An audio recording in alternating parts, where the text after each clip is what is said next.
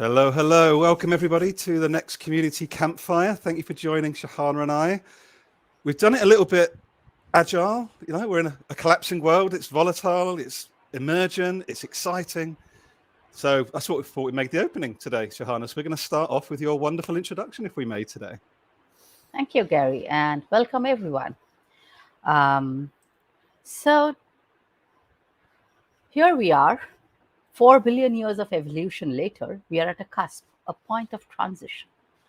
We are nearing planetary collapse. Species are vanishing at an alarming rate. The narrative running the show no longer makes sense. It's become obsolete.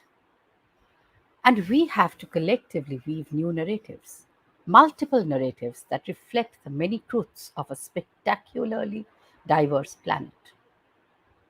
Stories that spring from realities beyond the human as well.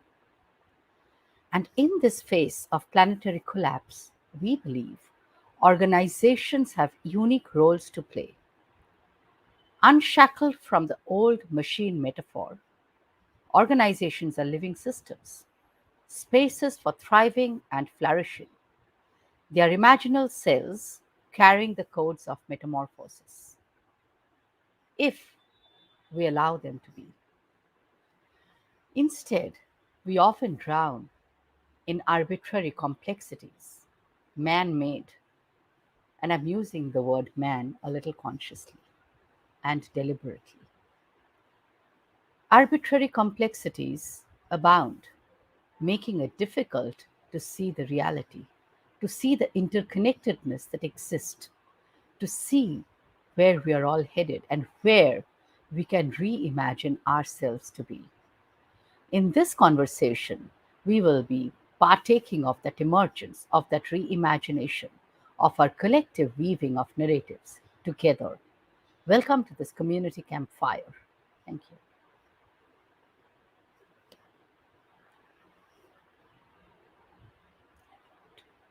You're mute. You're on mute. I'm on mute. This is modern day technology. Gary's on mute. We will see you in literally 30 seconds. We'd love for you to visually see the 4 human beings that are about to go exploring together. We'd love to introduce you to Heather and Farzin shortly.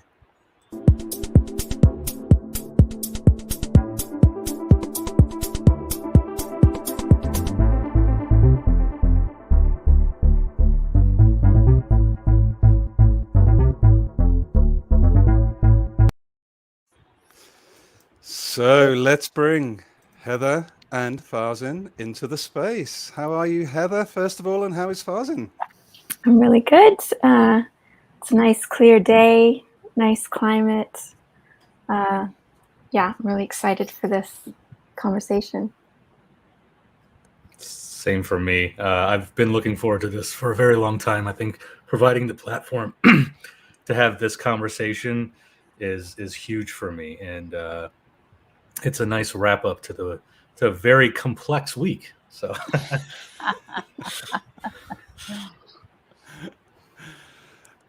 But what we thought might be interesting as we get going would be maybe if we just done a quick round as we get just to start. Like, what does this topic mean to each of us from our context?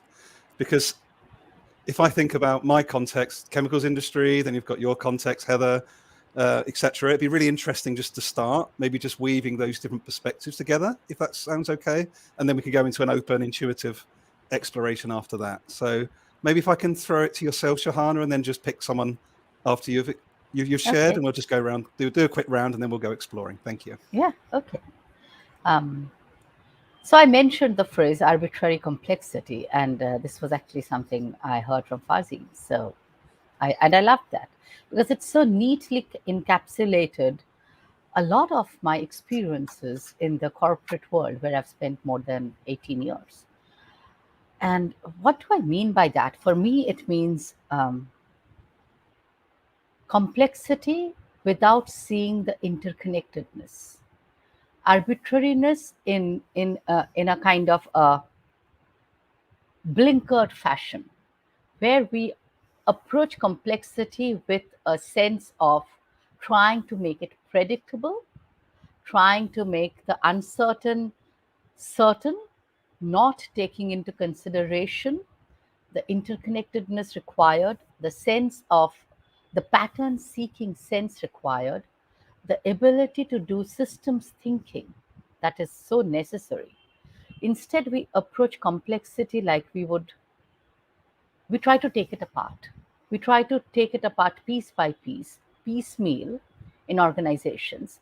And models and frameworks and consulting companies thrive on those taking apart of complexities and putting it back together in different shapes and forms across different departments, so that what is actually an interconnected, systemic, I wouldn't even call it an issue or a challenge, but a systemic narrative gets distorted and distributed across different departments, with everyone getting a piecemeal picture, and 6 blind men trying to feel an elephant happens. So instead of really wholeness in our thinking, we apply this extremely reductiveness, and that, I would say, is the root cause of complexity being layered upon complexity, Ultimately, we've lost sight of the actual beginning of the narrative that led to that, that whole mess. And what happens is literally lipstick on a pig all the time, and nothing gets resolved. So this arbitrariness needs to be taken out, and the wholeness needs to be seen in an interconnected context of a living, thriving system, not a machine. An organization is not a machine. That's my initial take. Fuzzy.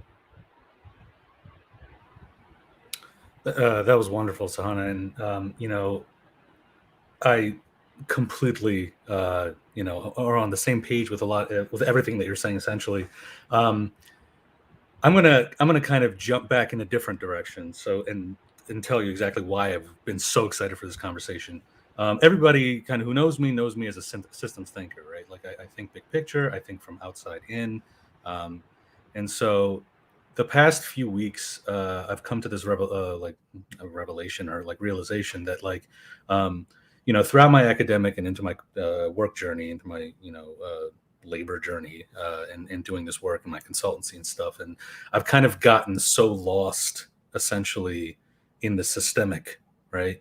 We don't talk about that enough in the United States, I don't think, in big picture collective space, knowledge. So it was kind of, for me, an overcompensation, like systems, right? And so get that out there. And then I noticed over time, what about me specifically and how I relate to this system? So arbitrary complexity for me is a deeply personal kind of relationship with society, right? It's born out of a frustration, out of too much input, too much complexity, too many layers, too many things that are specifically happening to me, and I have to be in touch with that as well. And that's one thing that I think over time that I'm still a systems thinker. I still think in these connections, but like one thing I really wanted to emphasize also was that not to get lost into that, to the point where, hey, you're a person and you have this relationship as well, and we can create societies where I'm not and anybody else isn't feeling this overwhelmed feeling in these systems that are both on a very, very bad direction to where civilization is going, and also at the same time just it's also too much. It's right, like not enough and too much, right? So that's where I kind of where I was really excited about this, is to kind of relate it back to ourselves as well. Like, we're part of these systems, we're part of the oppression of these systems, and we have stake in creating better outcomes for ourselves, for our loved ones, children, society, kin, etc. Toss it back over to Heather. Thank you. Yeah, I too like looking at it not just from an organizational perspective, because of the interconnections. It's not just about organizations, and it is about how we look at the news and we feel that overwhelm, and we know that we're in a space that doesn't make sense, that we're not able to respond appropriately to what's happening in the world because we're forced to be thinking about how we're going to make money, the kids in school, etc. And so this complexity that serves a very, very tiny percentage of the population of the world, and it keeps them rich and wealthy, and it's not in their best interests to respond appropriately to what's happening to us as individuals. And so we see the suffering continue, and we see, we're about to go into COP 27 in Egypt, and I don't know who possibly could still have faith in this process. We see that it doesn't work, and it's that, keep banging your head against the wall. And we see the impact of that in the kind of climate actions that are taking place, which, not everyone's doing that, but the ones that are getting a lot of publicity right now show a kind of desperation and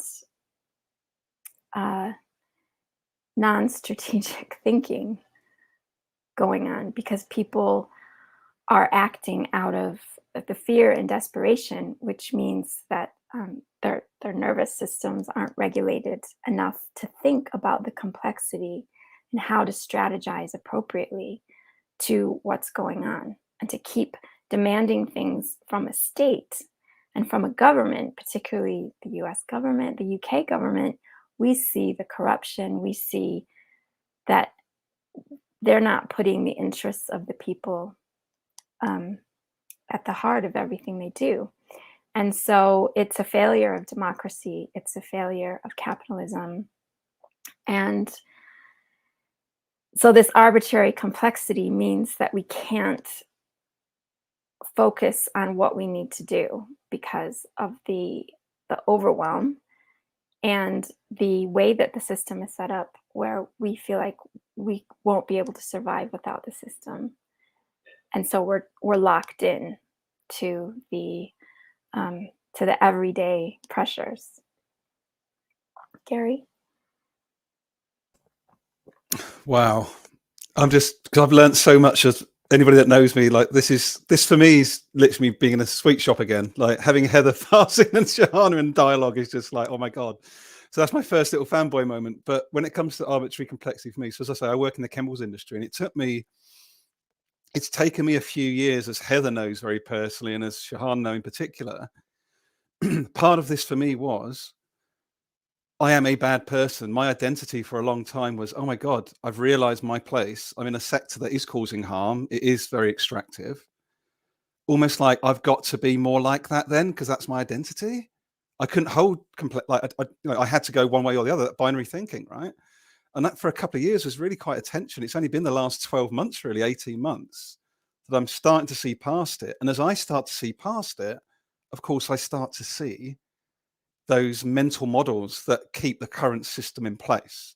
So for me, this arbitrary complexity is very much, and a lot of your work around patterns and the work you've done with me, Heather, it's literally at 1 million decibels at the moment, because at this very moment, I can tell you, in big corporate, they and we are still talking about growth as being a solution.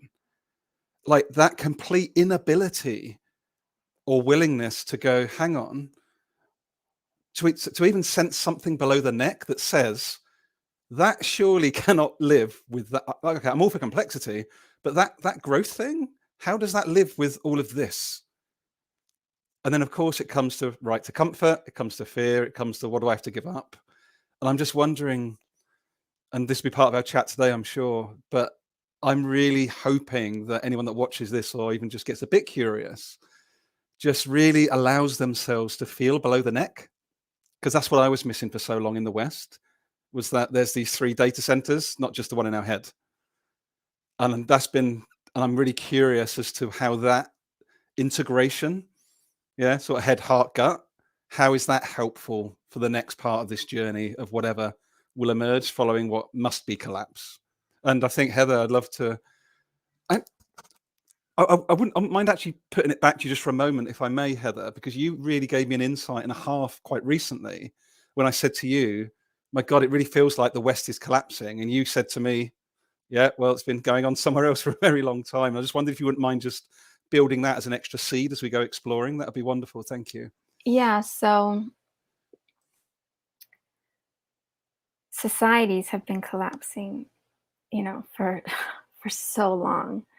And so there are people alive right now who already experienced collapse. And there are people who are experiencing it now.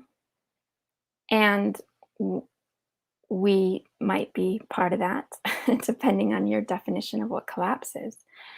And in fact, even looking at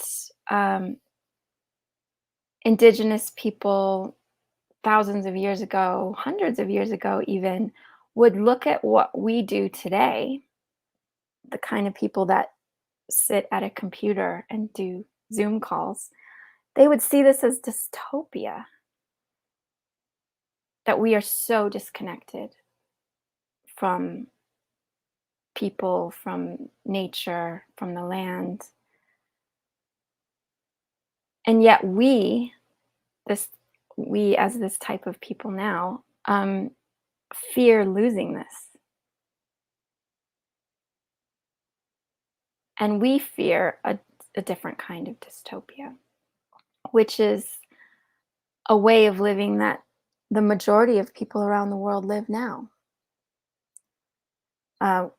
Not having access to, stable internet for one, but go further to clean water, to functioning, so-called public services. And so it's not to make people feel guilty about this, because we've been raised in this society. It's more about, like you say, it's the body and the nervous system, and that the thought of us losing this kind of, Starbucks, Apple way of life. I'm guilty, 100% guilty of this as well. The thought of losing that sends our nervous system into panic, and then we're unable to see that that there's another way, that we don't actually need this system to have a good life. And what's missing is that we don't have relationships with people who don't benefit from the system.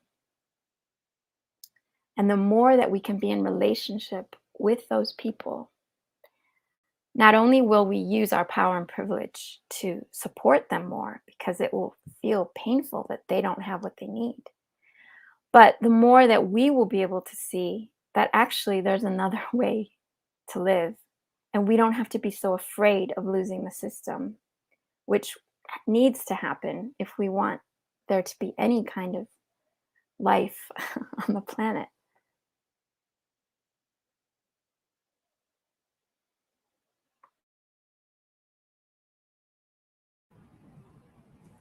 Can I jump in and add to that? I think I love everything that's that's being shared here. I'm ready to pop here. I think one of the things that I've always thought, and I don't really see it being discussed, and it's, kind of alluding to what was shared, is that in my perception of the that encompasses this whole, like, living in a type of comfort that's just like arbitrary, right? Like we have needs in the global north that are they actually human needs? No, we're used to them. We're used to the comfort, and then somebody told us we need that, and then now we need it, right? And then on the other hand, like, where we've we've placed our power to those who lead us, or deciding, certain things that society needs that isn't encompassing. So I think the main, and I don't usually think in terms of binary as much as I used to. I try and, but there is one thing that I have been thinking a lot in terms of binary, and it is that our current global North-led world order, particularly European led world order, is in a way where this idea of central planning and emergent thought are so out of line, right? Are so imbalanced, and there's too much of both, right? They don't work in harmony with each other. So what I mean by that is that we can design if they were in balance, we could design a society where we allocate resources to where they need to go to perpetuate human functioning on our balance with in the environment and society, but also not be so myopic that certain kinds of things like new ways of being and new ways of living are completely negated, right? That emergence is necessary. We can't completely plan everything out, right? We need some some type of like space for collective sort of gathering and saying, hey, this isn't working for us, let's try this, right? So, and then for me, like, as you read all of these, like, what's wrong with civilization today, Thomas Piketty, and like, why, like, income, inequity and all these imbalances that exist and how we got here. I think it's because of this imbalance between central planning and emergent thought, right? Like, I think that when it boils down to it, like those who are supposed to be entrusted with creating a civilization or perpetuating a civilization that's supposed to not harm, are falling into cahoots with those who have emergent thought, but that emergent thought is self-serving. And so like corporate ends up overwhelming governance, and you have these extractive models that continue to kind of extract and exploit every manner of our lives, right? And so like my appeal is start over, like almost, right? Or like at least figure out ways to deconstruct our reality and reimagine, because we can't continue living like this. Because like I'm back to the personal level, you look at I'm sitting watching the news, seeing all this like debates happening, and it's so surface level, like political debates, and it's so surface level. It's not nowhere near where we need to be, and central planning is failing us. And then emergent thought is, oh, here's a new company that just popped up that's going to AI in order to kind of fix our things, and then it's just another thing and another thing on top of that, and like that doesn't work, so we need solutions for that, and then just layers and layers and layers. And so like there's no balance. Emergent thought is going one way, central planning is going another way, and it's just at odds. And that's supposed to be the inherent contradiction in capitalism that creates better outcomes, this competition. But it is completely destroying us, right? We can, emergent thought should be in service of humanity, and central planning should be in the service of humanity. And the central planning, I think, shouldn't be in the service of capital and corporate interests and these things that are kind of creating these arbitrary layers of complexity and human needs that aren't really human needs, but somebody told us they were just so they could sell a product to us, right? So that I think like we need to find that balance. We need to rein it in. We need to find that balance, like give space for conversations, new ways of being, sharing culture, sharing life and identity and all these things, but also we do have to collectively sit down and say, here are the values we're going to prop up, and these are shared among like most people globally, and sustainability, communal kind of living arrangements or anything like that, and then stick to that, right? So that sort of duopoly is what I've been thinking about a lot. I guess I would challenge us to notice that there's not going to be any kind of collective sitting down and looking at our values. We're just not there. And like the kind of hope for a new movement, for an awakening, you know, we're not there. And it's not going to happen. And I don't mean to say that in a despairing way, you know, like not like, okay, let's end the conversation and just go do something else. I'm saying that we need to look seriously at what we're up against as people who care about one another, as people who want to take care of one another, as people who want to keep each other as safe as possible. What do we need to do in this moment, given that there are the Jeff Bezos and the Elon Musks out there who are,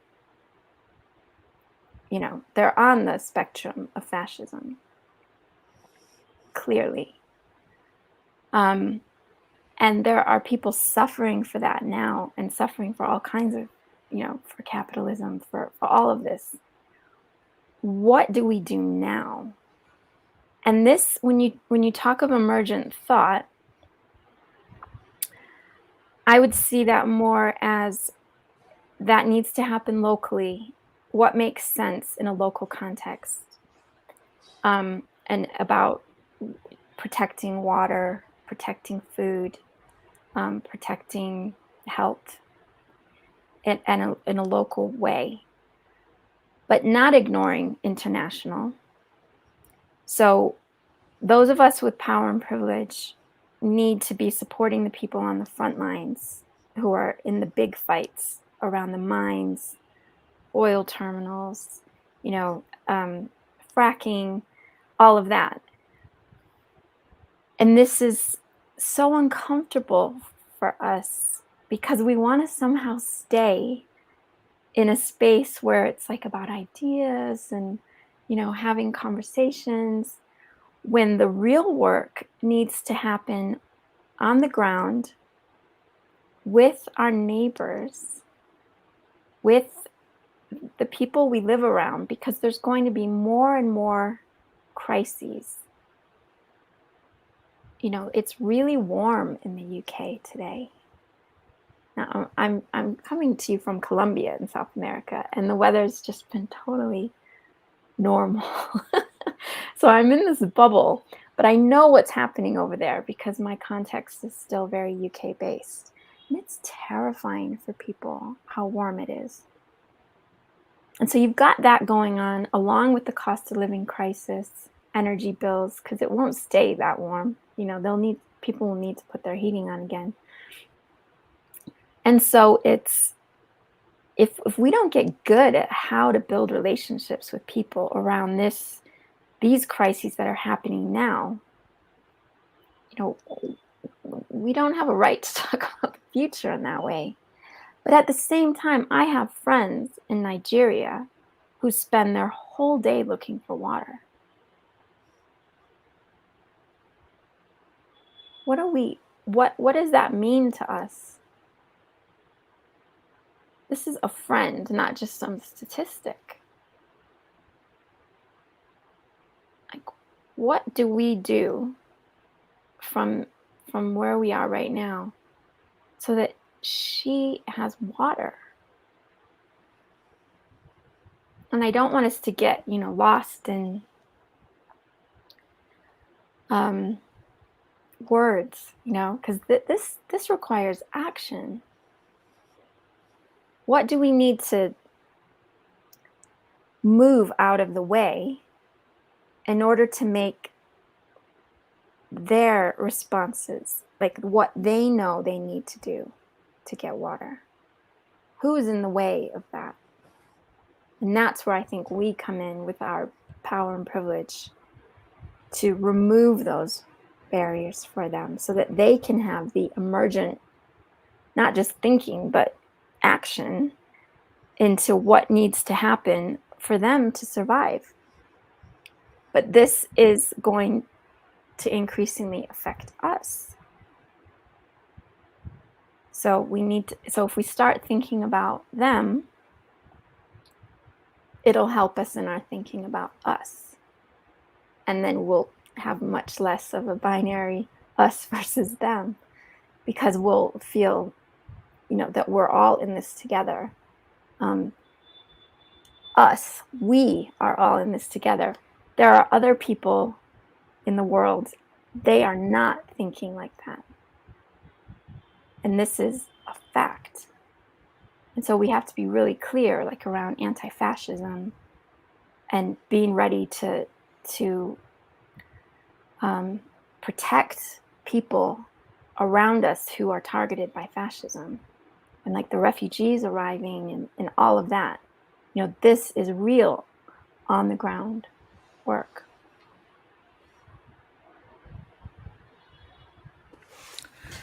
Let me pose a question. So this is one thing that I'm still straddling and trying to figure out. And I think Heather, what you've mentioned, like, I mean, it is absolutely beautiful, and I totally agree in that it's action related. It's like what's real versus like, you know, we can get lost in thought, right? Like, you know, we have, there has to be a huge element of do, like we're done through the liberation phase. My question though is, and I think this kind of speaks to our specific backgrounds, is like, can we, when you talk about moving people out of moving Nestle, who's going around buying, you know, aquifers, and, you know, Rumsfeld was doing that for a while. I don't know if we're still doing that as a U.S. government policy, but like, if we're talking about moving that obstruction out of the way to kind of give space for communal power and societal power outside of the global north, can that be done as an emergent thing, or does it need a coordinated, deliberate, structured effort or a movement globally to be able to do that, right? Can, like, you know, Just Stop Oil or Extinction Rebellion or all these groups in the global north emerge and then kind of, you know, do their own thing, or does it really require like collective on a global, not just collective in like 20, 30 people, but collective on a global scale to reimagine how we do things across the world? Because you know, if you like working in like any sort of international development, you're like, okay, we want to do this, but there's all of these things like you know, that financial capital from the West won't allow us to do, right? And so a lot of countries have no choice but to play the rules of the capitalist structure, the world order, to be able to quote liberate themselves. But it's not true liberation. It's like a freeing of some form of debt, right? But it's not true liberation. It's still you're playing into the structures, and you replicate the disparities that exist globally in a local level. And you have, like, you know, the kingmakers, and you have the rest of society, kind of thing. So my question, I think, is like, as we think about this arbitrarily complex system that we've designed, global financial capital, you know, confiscation of resources, or exploitation and theft of resources all around the world, can we do that in several emergent nodes, or does it require some sort of formal structure to break it? Is what, you know, I don't know the answer to that. So I think that there's a way that people do, like, to stay in comfort, do want to say that it needs to be something coordinated and global, because then it's like, well, I can't possibly be the person that does that. And it's going to be emergent in the sense that you don't know what will happen. And so this is like the uncertainty, and Sahana did speak of uncertainty, and that feels really uncomfortable to be in that, like, well, what if what I do doesn't work? And if it was collective, I feel like it would be more, like if it was globally collective, I feel like it would be more certain, like there'd be momentum and it would happen. But we're not going to have that certainty. And so it is about networking, though. So we need more connections with people internationally so that we know what's going on. But these aren't going to be on Twitter, you know, they're not going to be on LinkedIn. You know, people aren't going to go, here's how I'm undermining Nestle, you know.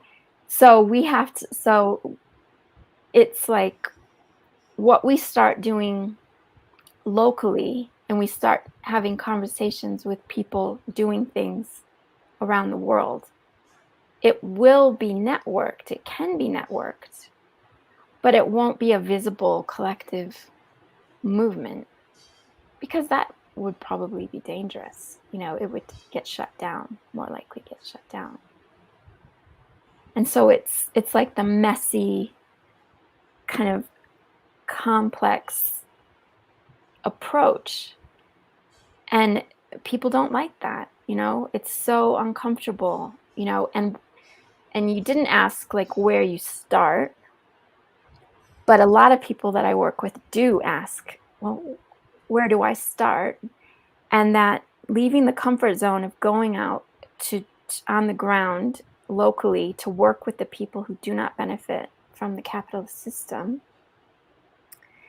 is difficult, you know, to get people off the screen, for one thing. And so something that I suggest is that we create affinity groups online with like-minded people to do the political education we need, like kind of what we're doing right now, and then challenge one another to leave the house and to go do the organizing or the relationship building, really, with people who we don't normally spend time with. And then come back to that virtual group and say how hard it was. And say how uncomfortable we felt. But then challenge one another to keep doing it and to build from there. And that will be emergent. And we're not certain where it will go. But our nervous systems need to be able to see that we're making an impact every day, a material impact on people's lives. And this will affect our nervous system and make us able to think more complexly about what is going on. And then we can strategize, and it won't be us. Like it's not on us. We need to hear from the people most affected and back their leadership. But they won't trust us to tell us anything until we prove that we want to be in relationship with them. And so it's hard because people want everyone wants an easy answer to this. And that's why fascism is so seductive and we're vulnerable to it, because there are people who know that we're scared and will say, I've got a solution to offer you. And I'll dress it up in a way that looks like it's okay because it's protecting the status quo and our way of life. But in reality, it's sacrificing the rest of humans and ecosystems on the planet. So it's dangerous times, but we're humans were made for complexity. Our brains are good. Our nervous systems are getting in the way.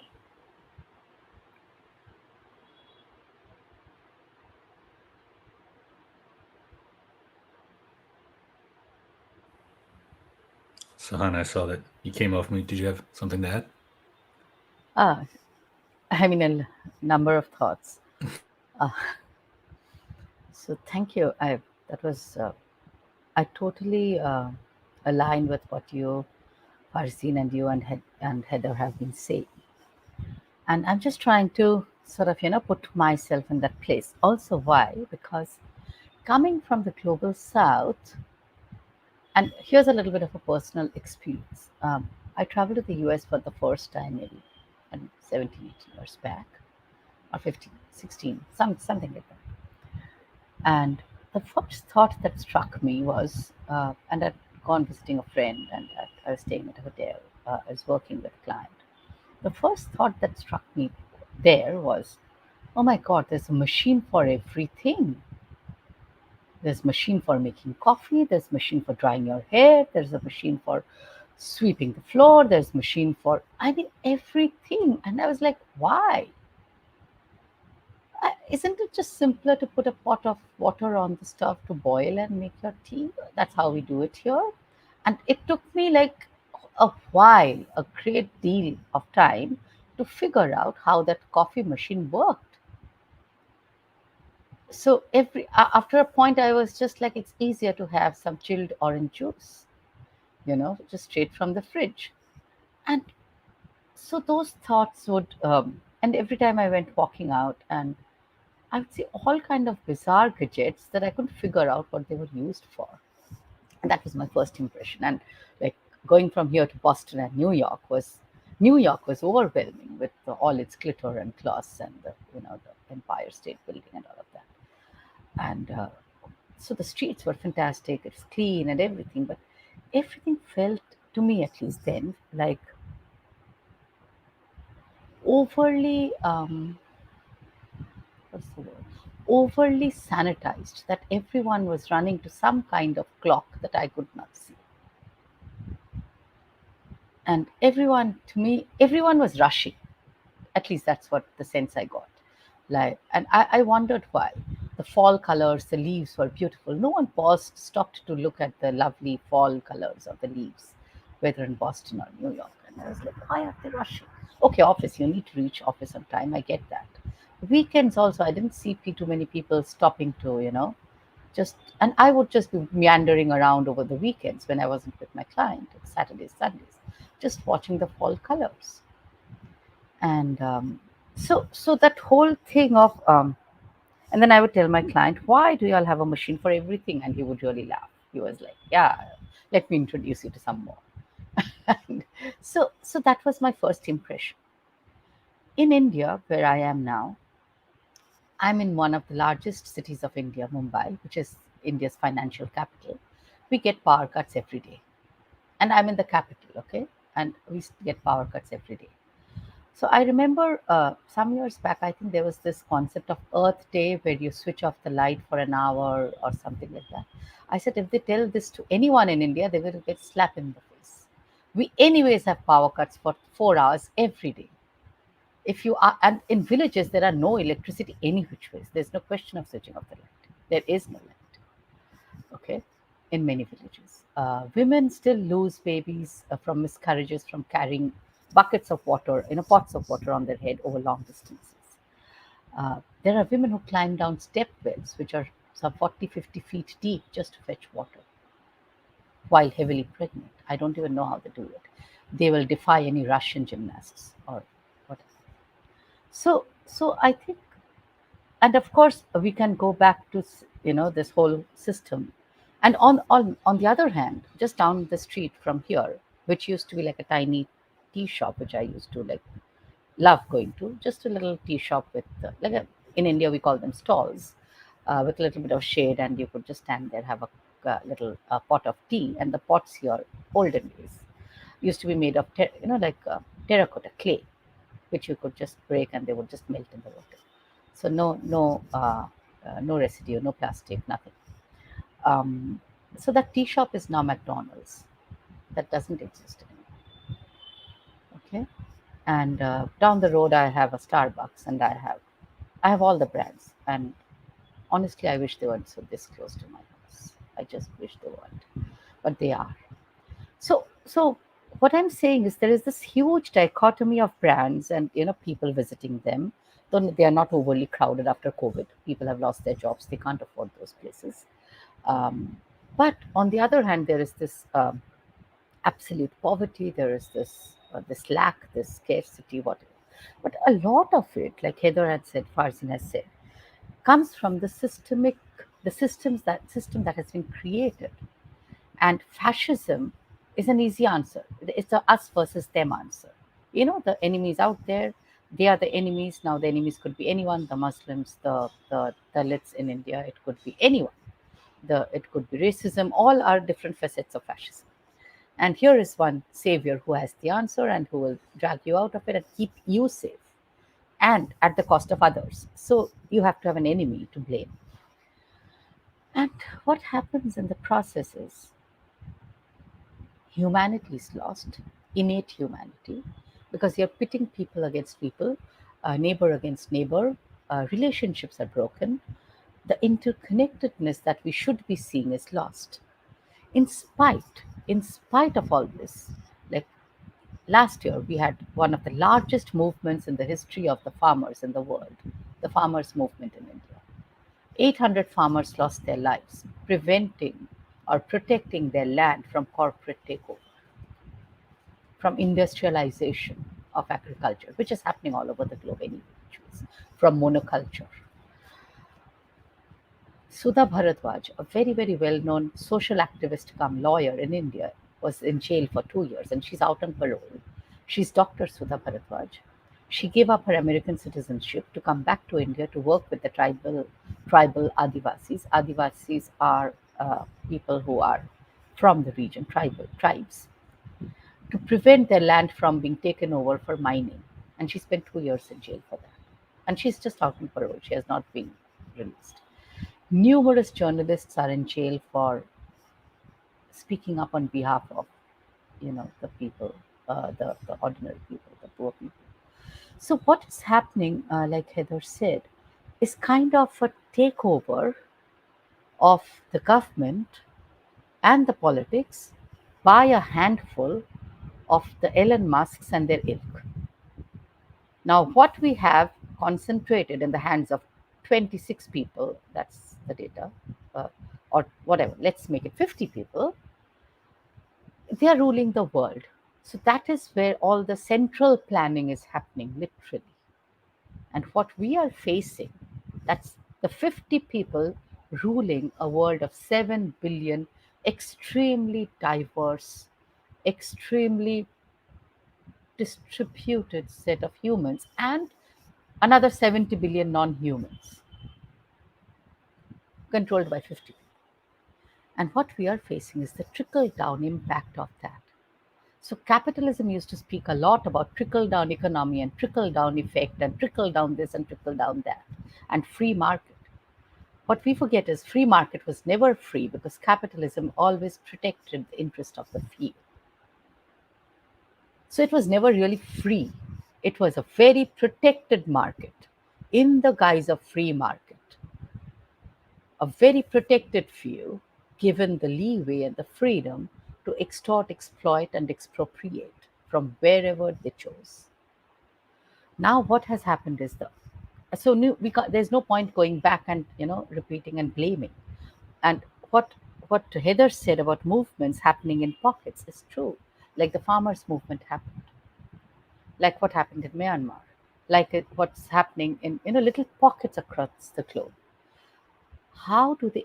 So they're like nodes, lit up nodes across the globe. And Paul Hawken, I think, called them movement of movements, with not a single leader, not a leader that you see. They kind of emerge from the local context of that place and time and context, and they coalesce together, drawing more and more people into their fold. The thing is, how do these then sustain? How do the future narratives arise from these movements? And how do those narratives then topple this single narrative dreamed up by a handful of Europeans, influenced by Hayek and Friedman, running the show today? How do these multiple narratives, and we need multiple narratives, in a distributed, diverse, very, I would still call it an abundant planet if we allow it to be. So how do these multiple narratives that give birth to these multiple, mega meta narratives, which topple the very man-made narrative that's running the show for maybe a couple of centuries? And that, I would say, again, I have no answer, more questions than answers. But that's where I think what Heather and Farzin said about emergence and central planning being in contradiction and contradistinction, really, that's how they exist.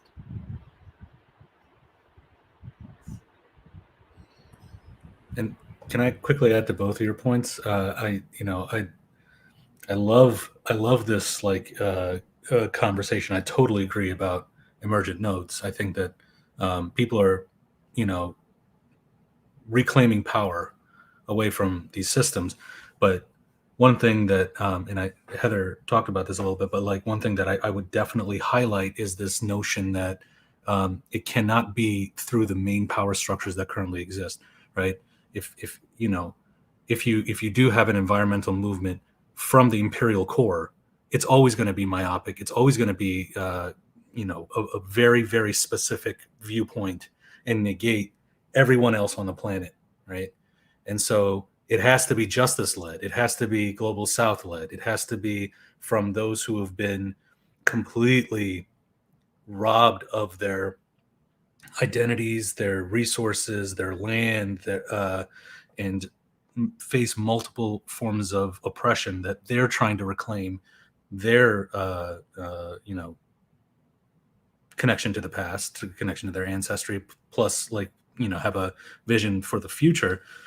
It has to be that way. That's why I'm, like these ideas of, my frame of thinking is always the caution, the worry about co-option. Like, okay, so we're in the system of power. We like what you say. We're going to adopt like 25% of that, and then the rest of it, whatever. And that's what happens all the time. Happens in organizations, happens in global movements. So we don't. I wish we had like another 100 years to kind of deliberate on this, right? And find some sort of camaraderie across the planet. But we need to figure out, things to do in the moment quickly. If that's emergence from global South overwhelming the power structures, if that's possible, that's, I think for me, I think all of us is ideal. But we also, I think, like at some point have to realize that to both your points about these global networks, we have to share this kind of thought and find some degree of, hey, let's all do this at a similar time to be able to overwhelm that system, right? So as the structures of power aren't able to isolate the Indian farmers movement, for example, and then that's the direction that they're like, the focus is on, get through this and then quell another thing and then quell another thing. And so it definitely has to be continuously emergent and active and,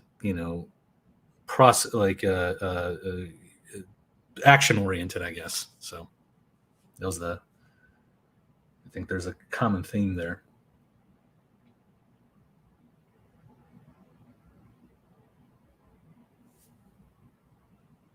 Yeah, I would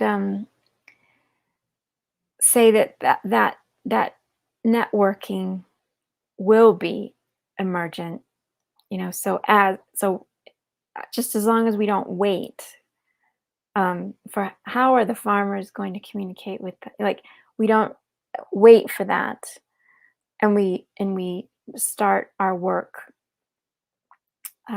now without a sense of urgency that overwhelms our nervous system, but instead through a sense of no time like the present, and relaxed and intelligently building relationships, so that, because we can't see the system for what it is because we benefit from it too much. And so building those relationships, hearing, even Sahana talking about what it's like in India, is always like startling thing for people in the global north to hear. And so it's staying in those relationships with people, building new ones, but having the relationships with the people closest to us as well, and other like-minded people like on this call, to keep building. You know, those are like foundational places that we just keep moving from, returning to, and challenging each other when we get too comfortable. I'd love to add, if I may, Heather, such a beautiful point. So for me, I'm going to bring this super practical for people that may be watching this live or watching it back. So Farzin, when you opened, it really struck me because I've definitely been stuck in that. Like, I'm very privileged, of course, but grateful to be able to sense systemically, join dots. I'm always the outcast. I'm always 8 years ahead of everyone in the corporate role, you know, blah, blah, blah. I thought it was a bad thing till recently. And now I've realized I found my misfits. It's like, oh, it's not a bad thing. But where I'm going with this is I was so obsessed and focused on just the big picture. I didn't even know what was happening in my back garden. Like, literally, not metaphorically. Like, I've never grown my own food until this year. And the joy of growing tomatoes and blueberries and seeing how long it takes for that process, I think that's been such a critical learning for me this year, because now I'm viewing my big picture stuff with more, I'm holding it with more care in a way. So rather than just wanting to bludgeon it, which I could do, I'm not saying that you shouldn't do it. It depends on the context, right? You might need to do that. But from where I'm sitting with privilege, I really feel the need that I've got to do that inner work, right? Right. I've got to understand why I've got the privilege in the first place. And then I've got to, and this is my biggest point, Heather, something you just spoke to is really, really impacted me as well, because I think in the last 12 months, I've reached a point in my own experience of life where it's now more painful for me to stay silent, than it is to carry on with the life that I used to know. I've got the same wife, I've got the same job, I've been in the same friendship groups. Like, none of the external view looks any different. But my inside, I am now in much more pain to stay and walk in the opposite direction to what I now know is true. And I'm just wondering, as we go into maybe like the last 10, 15 minutes, I'm wondering about that pain threshold. There seems, for me, my own life anyway, I've had to come up against that. I've had to experience being in more pain, staying in the status quo, to get active about justice, to get active about equity. And I can't tell you when it happened. I can't tell you what the combination of factors were, but certainly the last 12 months, I'm now physically and mentally in more pain if I think for a second about not trying to do something. I don't know if that resonates or not, but like, I just wanted to share a very personal anecdote of how, by me going more local and looking globally, so like global perspective, but really starting to do that local work, that's definitely opened up my ability to sense into that, whatever that pain threshold was for me. So yeah, bit of a ramble, but I hope there's something that might be interesting as we pop into the last sort of quarter of an hour or so. Yeah, I think it's important that we are aware of our feelings and what we're experiencing. When we can name them really well, then we're creating, the space for them not to overwhelm us. And so we need spaces where we can share the pain and mourn the fact that it's taking, extra energy, extra whatever to go in the direction that we know is right. And then but we don't get stuck there, that we have our spaces to feel and to share those feelings. And then we remember that, it's our responsibility to do something. Because some people can get stuck in the guilt, shame. And my approach is always, we don't need to go there. The guilt and the shame aren't useful. And instead it's being able to look clearly, name clearly, and take full responsibility, but not doing it alone, because that's overwhelming. And we're social animals. We all know that. And we're not very good at it anymore. So we need to, be gentle with one another, but challenge.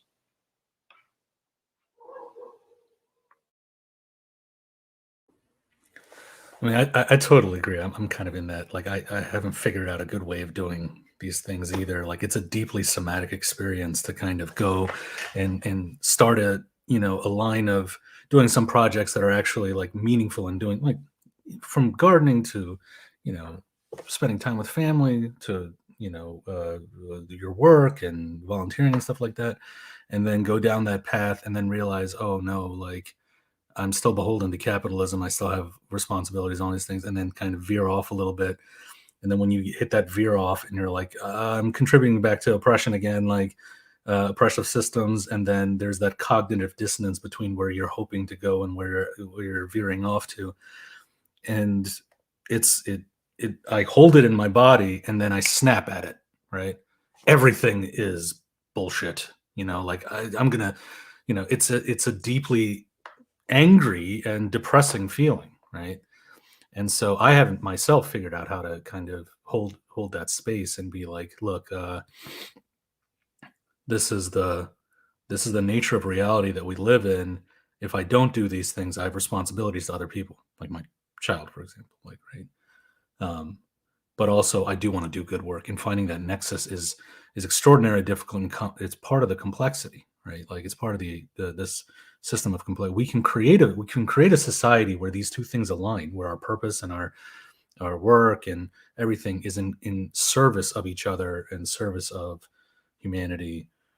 But we've created that complexity where we have to be in service of capital to survive, but also try and break that, right? It's a lot for a person. And that's why I think, like, to Heather's point, like, these networks are very important, as collectives, or like, like finding those connections and moving forward, both for the movement and for your own mental health, right? So thank you for that.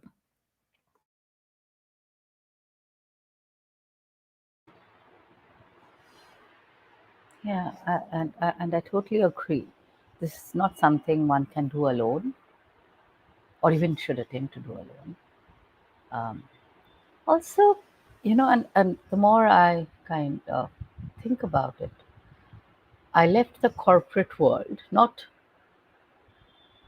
because at that point I wasn't, honestly, to be very honest, I wasn't thinking about capitalism and that organization's alignment with anything of that sort. It was me. It was me and my internal, like Farzin said, a deeply somatic response to a context that I could not handle. I felt almost a hand pushing me back every time I went inside. It was just me, nothing else to do with anything else. The organization is really a good one, a fantastic one, a well-known one, and people inside are very good. It was just me, and I could not, and I can't even explain why, at what point it started. But that point arrived when I could no longer play a role inside an organization and be another person outside without literally becoming schizophrenic. So I had to give one thing up. I had to, if I had to be true to myself, I had to give up this role I was playing.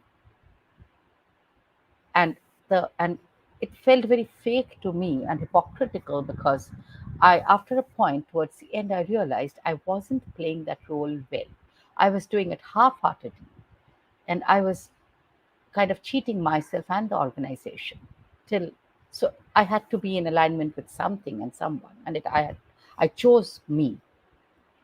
And when I walked out, it wasn't thinking about any big picture and systems and changing the world and justice, nothing. I had to first be with myself, to be honest with myself. In hindsight and in retrospective, after 6 years, I realized that I was bumping up against the system with my own beliefs and values, which were not quite aligning. And that constant bump and rub was sort of sharpening my inner misalignment with the system outside. And that's what I guess, when Farzin said it's a very individual response. It begins with me, with you, from inside. And then it kind of spreads outward, and we get drawn into networks and webs and woven together with like-minded, like-hearted people who are on the same path. I wouldn't say it's doing maybe even exactly the same thing, but when I say same path, I mean, all yearning for a world, for a planet where life is thriving, where this constant overwhelm doesn't exist, where we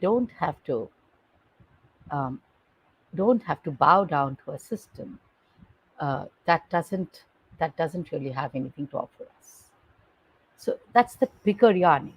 But each of us are defining our own pathways with our own little tribes, and finding that tribe, I guess, requires each one of us to again align inside before I can find someone outside to align with. And at least that's been my personal journey.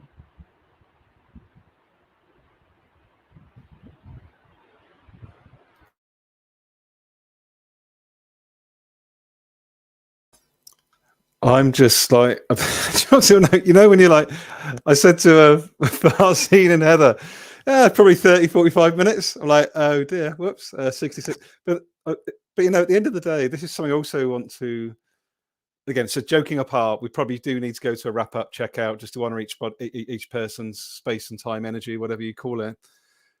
But I just want to say thank you all for just modeling the dissolving of arbitrary complexity. Because even for me, at 45 minutes, my conditioning straight away, partly conditioning, was like, shit, I need to drop a message. Should we be doing this? Should we be doing that? Because they've got things to be doing. Instead of trusting that actually we're all adults. And like, if one of us has got to jump, we're going to say, I've got to jump, right? But even during this conversation, I've had that moment of like, oh my God, actually, I need to do something quick because I need to be in control of this situation. So it's also a noticing for me. That's what's come up for me during this conversation. It's just noticing these little patterns and just trying to catch them. So that's my checkout.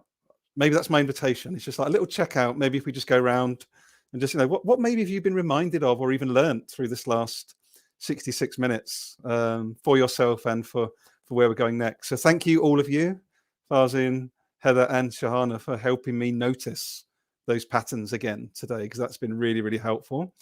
And I think very practically, I'd love to invite people watching live or watching back. I cannot emphasize enough, really reinforcing Heather's point around, really blending that integration of local and global. We're very privileged to be able to see globally and sense globally now. But when we do it from a place of non-groundedness, it can be a very, very messy experience. Certainly has been for me. So I just want to invite people to really embrace, if you feel moved, being really intentional about that local grounding whilst doing this world work. That's probably an invitation I would offer. And I'd love to pass it over to Heather, if I may. Thank you so much.